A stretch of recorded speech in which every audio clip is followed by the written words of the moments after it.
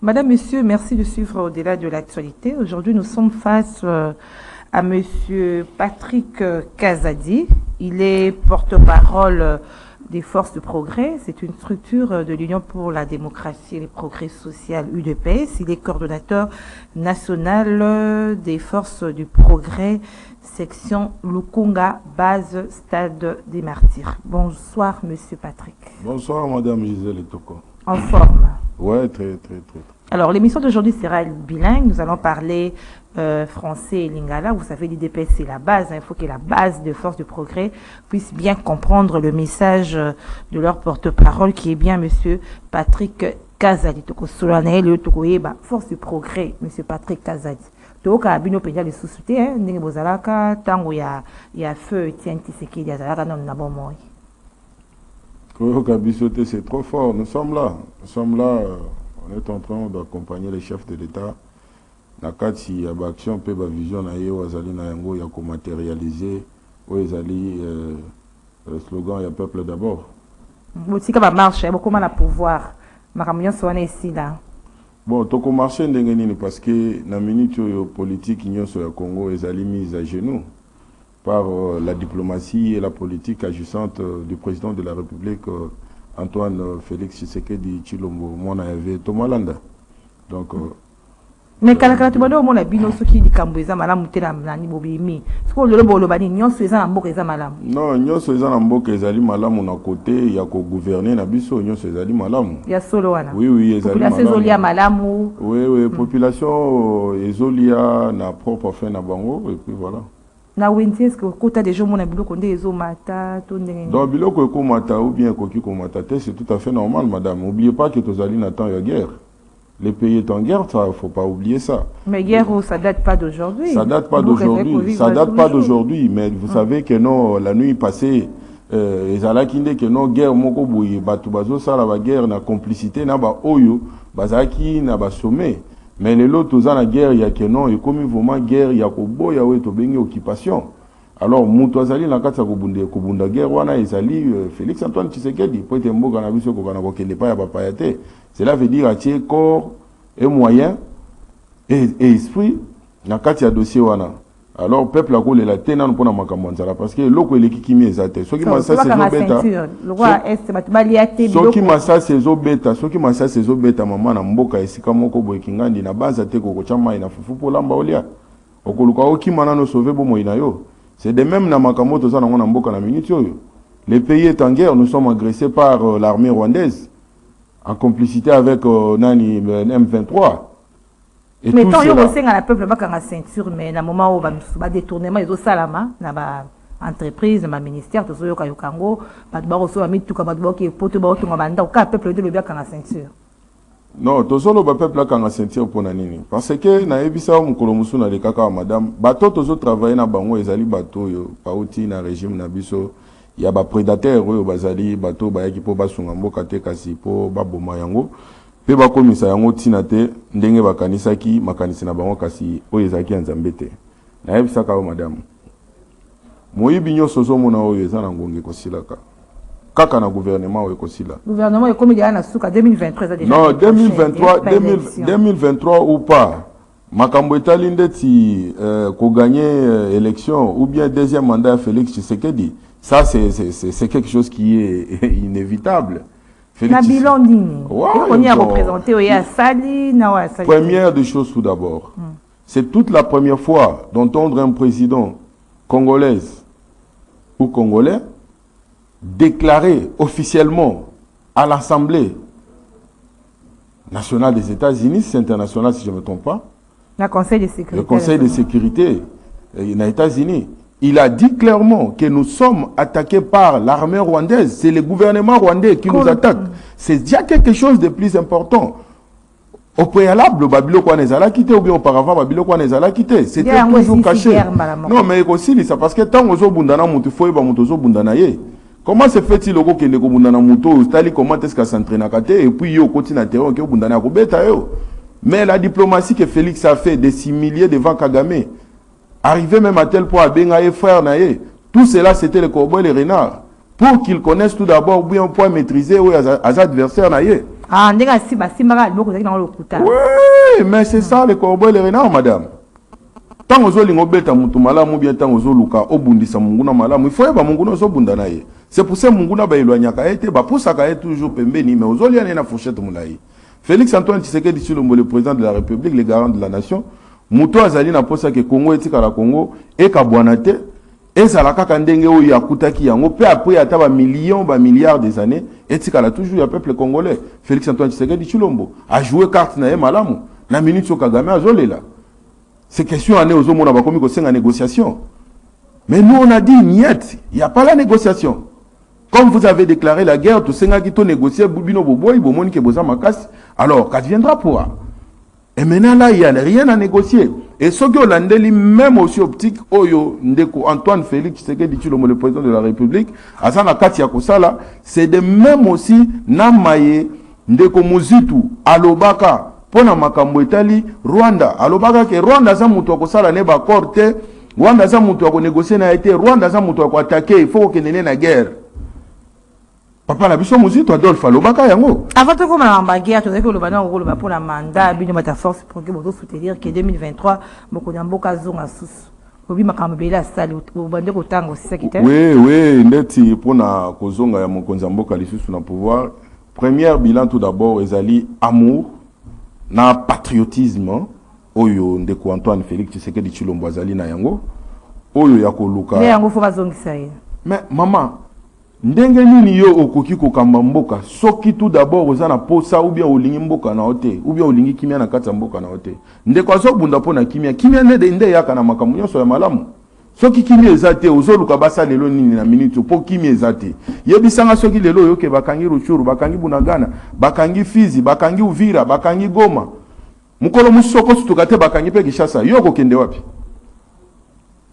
okokende wapi foko mituna mutuna wana nzala be oui c'est bon mais nzala etika la ka libela te bana Israël soki balikaka na désert te balingaki ba mona pe Ghana te cela veut dire na chaque histoire ils ont un processus ou bien procédure moko boye esengeli kolanda kolia mbangu bazolia ba musu bazokufa nzale ezali ba kinyo so kolia mbangu ezali bazosa ba fête ya minene kolia mbangu ezali kozika monoko ndeko Antoine Félix Antoine ndeko Antoine Tshisekedi Tshilombo musala zo sala ezali musala moko oyo soki tozali vraiment ba vrai patriote esengeli to soutenir ndeko Antoine Félix Tshisekedi Tshilombo parce que makambo Félix azosala na minute oyo je vous dis depuis que ba président bazala président mutuna mona azalaka na patriotisme wana ezali papa na biso Lumumba ba héros na biso ba Lumumba nde patriotisme wana ndeko Félix azanango alors ndeti na bolingo ya bongo patriotisme ngo ko définir on dernier donc il y a osala pona mboka nazo définir yango tout d'abord na kosala tout d'abord ce que l'on appelle l'insertion de la jeunesse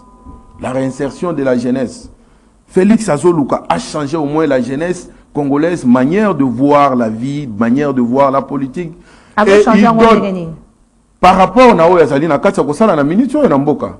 Aujourd'hui, la guerre est ouverte, ouvertement. Et donc, physiquement, visiblement, tu vois que nous, avec le Rwanda, ça ne va pas. Et si l'on a un ennemi commun, que moi et toi le maîtrise bien, c'est le Rwanda. Y compris l'Ouganda qui vient de se manifester aussi la fois dernière. Tant que Kangi, Mboka Oyo Boyinani, to Kangi Bunagana, to moni que population est comme une kokufa na katia barebel babata misima ya monguna. To lobi, to koki ko bomaba na mboka te. To solola. To sala ndenge nini. Tant que bisoka ka to koti na distraction que non, négociation ezali Uganda koti na basoda na ye na kati ya mabele ya Congo. Batu bakangi Uganda nani Bunagana après nini affrontement au FARDC afapaki nani M23 makasi c'est les Ougandais qui sont venus occuper les espaces vides au FARDC bazonga ki sima par rapport à négociations ezaki na kati ya ko se négocier déjà. Ils ont commencé à tuer le peuple. Et tant que ndenge baza ko gérer processus ya sécurité hein ya nambuka za malamu ndenge makambo ezokende pour remettre fin à la guerre. Non, moi je suis d'accord pour cela. Moi je suis d'accord, je soutiens la guerre. On doit attaquer le Rwanda. Vous avez déjà ambassadeur na. Oui. Et ça va signer fort, il faut bon monde que non Félix ne joue pas. Félix travaille. Et c'est l'incarnation de papa Etienne dans l'homme. Je vous ai toujours parlé, Félix. Félix est très dangereux, plus que même son père. Félix fait semblant comme si il ne connaît rien, mais il sait beaucoup. Question année, vous voyez, bah changement dans la armée, et l'andami aux hommes, généraux, boye va changer, généraux, boye va kangi, maman, général pour na kokangaye, général pour na kolongole la fonction. C'est pas facile. C'est pas facile. Mais au moins, il y a combien de fois à boye na Félix. Mais le temps où on a le président Félix que non, il fallait aussi le remaniement dans Kati, il y a armé tout ça. Et ça là qui dépend de pousser chef de l'État. Na coup d'État.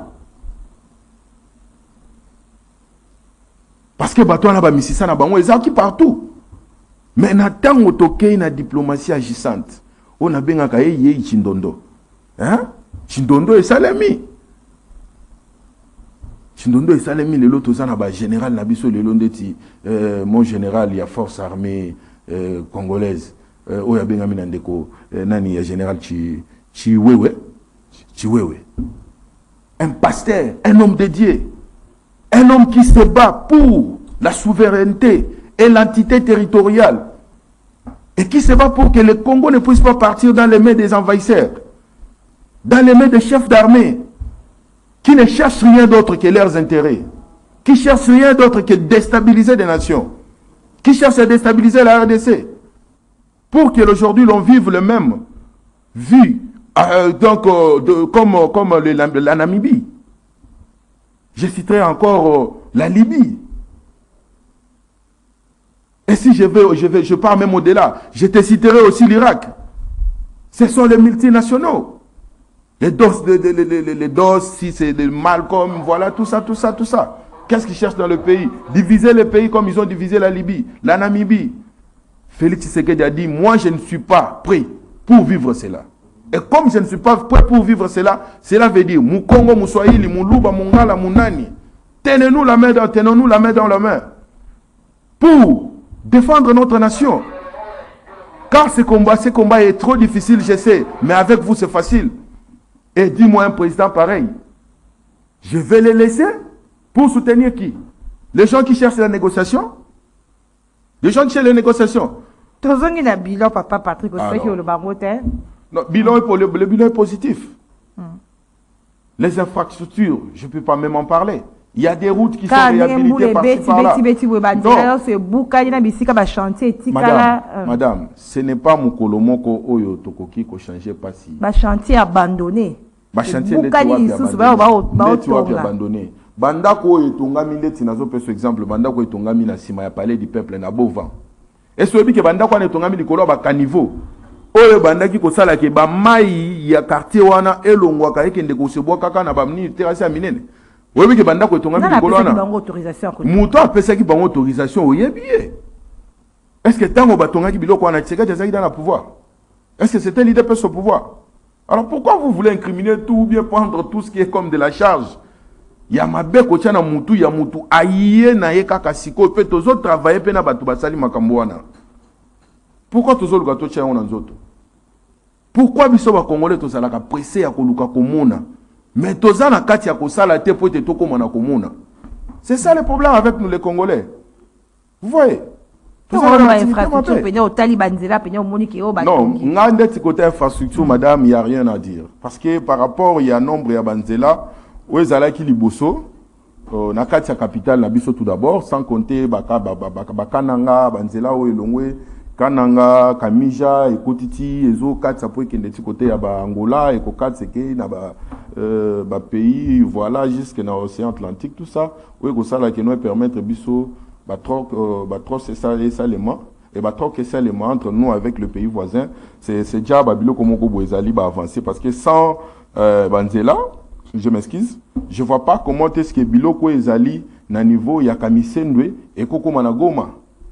Vous voyez, sans Zela, je vois pas comment Biloko Ezali na Popo Kabaka et Koko na niveau ya comment je peux appeler encore la ville en question. Tikapa et tout ça, voilà, j'en passe.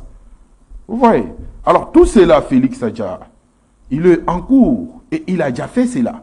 Vous voyez? Comment ne pas féliciter? Comment ne pas soutenir féliciter bato bazo bunyo kwa ma papa langai. Non maman, oyebi na musala ya mutu, na musala ya mutu, moi ba faille zanga kati. Parce que alors yo relevé, tous la bien sincère. Ni ya mabe oyo koloba. Te ba faille ya liboso, oyo ngai na nazo mona Félix na kati ya kosala, ezali komatisela ba fonctionnaire ba salaire.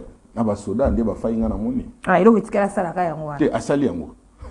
Donc ce que la lobi bongo mabe eza koteni po yozo lobaka malamu mabe eza koteni. Mabe mabe eti siko nazo mona ona na ndeko Antoine Félix Tshisekedi Tshilombo mwana mboka te na moni yango na noté. Nyonso nazo mona pas Félix eza toujours pour na kozongi c'est le peuple congolais où ezali valeur na ye esengo ya komi benga congolais. Nde oyo nga nazo mona le président le plus aimé du monde. Partout où il passe, il est toujours chouchouté, adoré.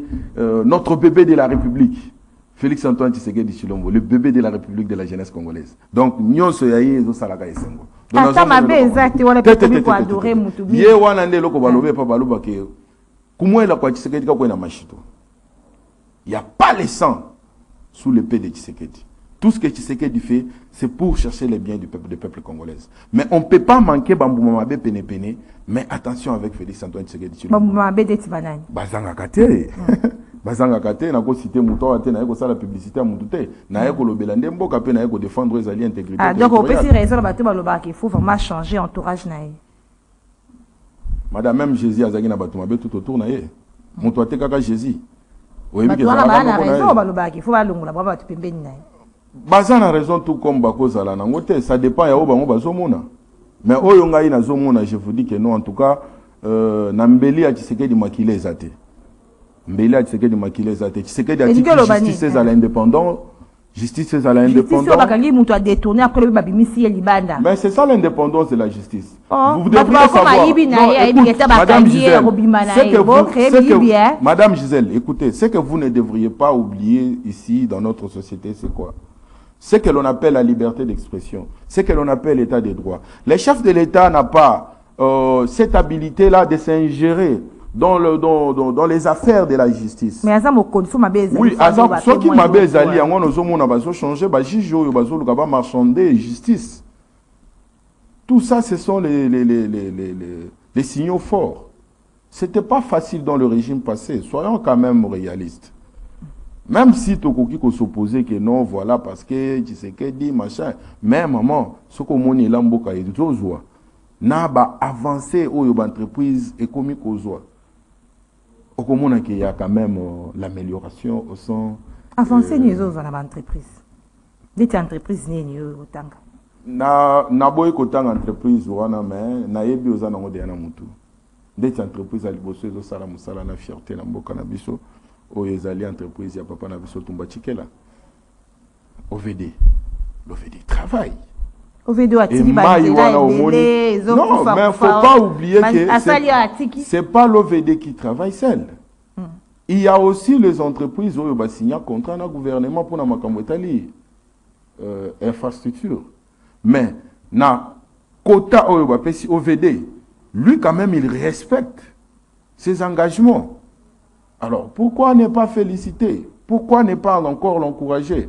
Pourquoi nous, le peuple congolais, nous voulons toujours que Moutoua Salamabe poto critiquer? Mais pour Anini Toku Misaka, tant Moutoua Saka Bola Mouté, Ndenge Touza na chaîne Boye, je peux vous demander une question à tourner que madame 1 plus 7 égale combien ça égale 2. Mais ce qui n'a tourné madame 1 plus 7 égale combien ça égale 3. Mbamoko Ozui. Na bosani 1 plus 1 oyo lobaki liboso ke ozwaki. Donc bola muno nyonso na effacé. Kama mabe oyo to sala sikoyo ezipi bola muno nyonso ezali culture moko mabe. Nazoni on a bido na force du progrès. Tout le monde a banni na misu bo lela o bobunda bo sala ba marche bo ba pesa bido ba misala te. Yo bozana bato wana o balela kana. Oh madame, une très belle question. J'aime la question. Vous savez, biso normalement force du progrès musala na biso na kati tout d'abord ya mboko yo. Ezali musala kozala tout d'abord na ba misala wana biloko wana tout. Biso tseleka to signa ezali pona ko défendre mboka. Oh, bo signa wana. To signa tseleka. Biso to signa tseleka ya ko salela mboka. Ya ko défendre mboka. Bo signa la nani. Biso force du progrès to signa tseleka. na ba wei ya démocratie. Donc bino bo bundaka ba mususu ba uta ba poto ba yeba ziba poste. Ko uta na yo poto, oko uta poto, ozi na yo poste. Mais tant que makila o etangaki pona dossier oyo bien pona gouvernement oyo eyebi yo te. Ezota la mutema na oke mutema no ezali mbindo, ezali pembete lokola Muniera Papa Etienne ou bien ezali lokola Nzambala Papa Etienne te. Oko bima na poisa. Yango nozo mona ono conseil boye bambita ki conseil boye tout ça. Tout ça c'est pour vous dire que non. Maman, je vous dis, s'il y a la politique qui est trop compliquée, renversée, birenversée, c'est la politique de l'IDPS. En l'IDPS, quand tu fais plus les épaules, c'est plus tu vas t'enterrer. Na IDPS okozolo na mabe makasi. Na peso exemple Kabundi. Ndeko biso Jean-Marc Kabundi. Tant on moni que akomi ko sala ba mafia na bango ya ba minéraux ba carré minier banini. Qu'est-ce qu'il avait emporté? C'était tout d'abord l'orgueil. Tant orgueil emporté, yango no moni a sali nini a dindi. Cela veut dire bon qu'elle qui est jalousie. Eza makambo ya jalousie te maman. Et makambo ya jalousie te, eza makambo ke soko ozali combattant ou bien ozali mokonzi na kati. Ya histoire à IDPS, tant que ozo soutenir ba combattant te.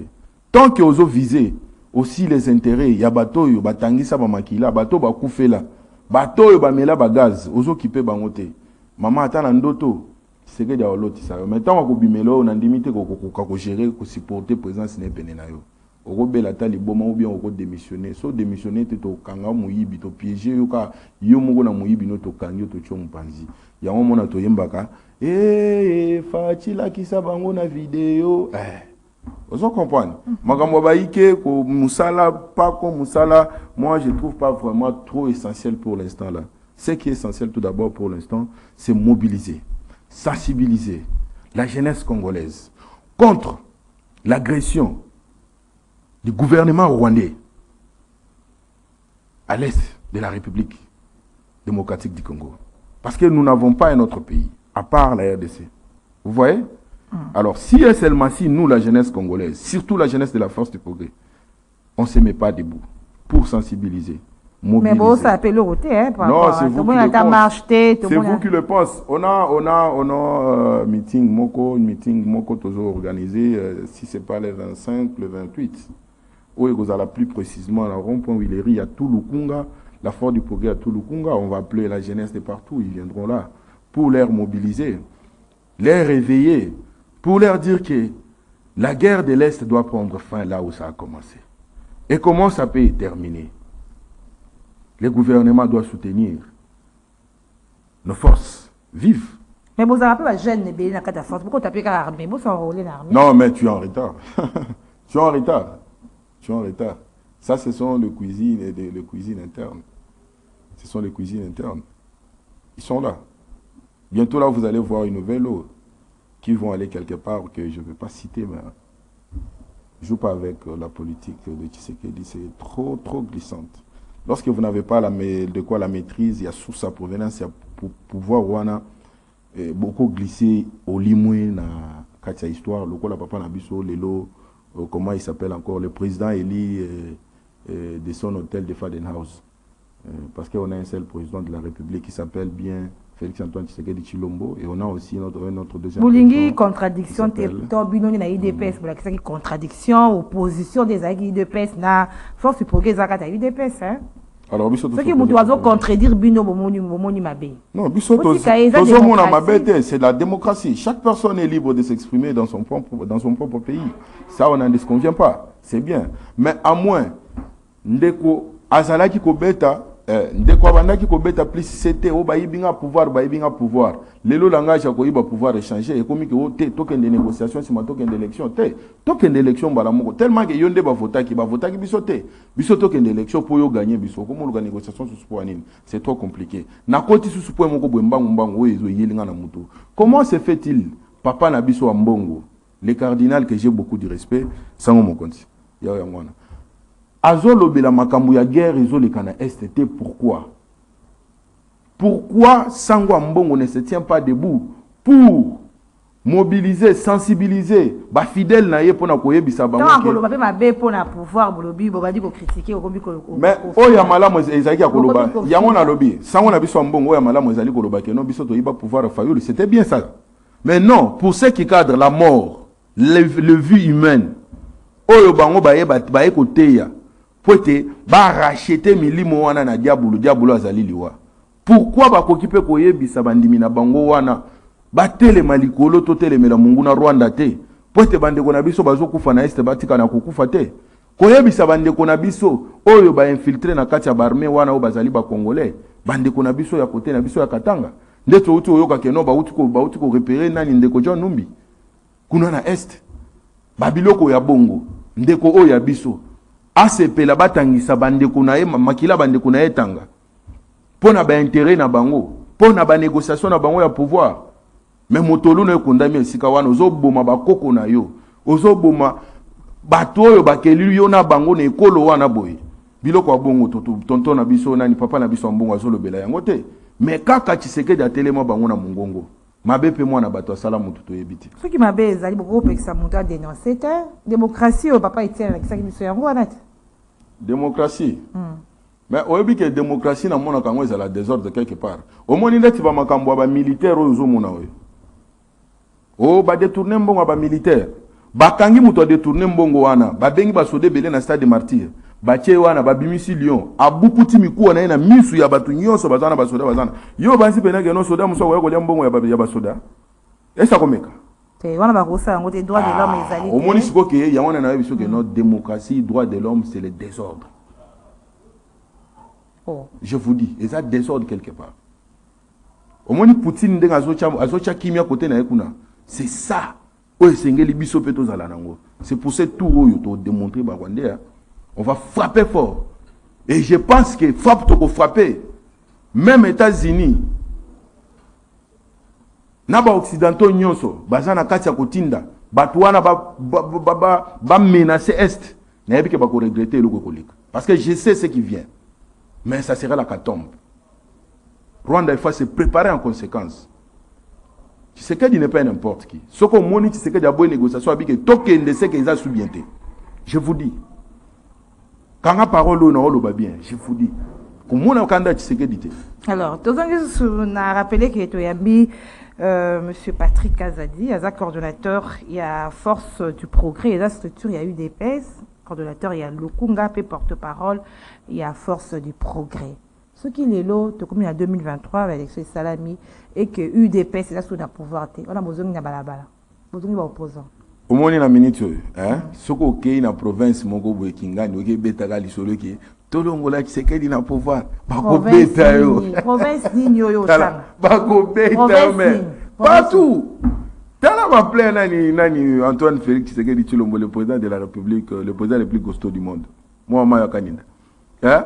Est-ce que IDPS veut dire ya kala wala ezala ke so bengi batu ba 2000 yo batu ba kobima su. Tete maman. O faut appeler ça moi ba 5000 hein. Maman nani apesa ka moto mbongo. Biso tozala ka obe mobondo. Ndeto yembaka lelo toko ya mobondo. Biso saka mobondo ya mbongo te mobondo ofele. Donc des abo maire na ebisa en tout cas conseiller ba politicien na nyonso bayaka na plateau na yo. Politicien ko kendeka ezala na Katanga ezala na Mbushima ezala wapi ke betaka lisolo te to longola Tshisekedi na 2023 to chata soso bako beta yo.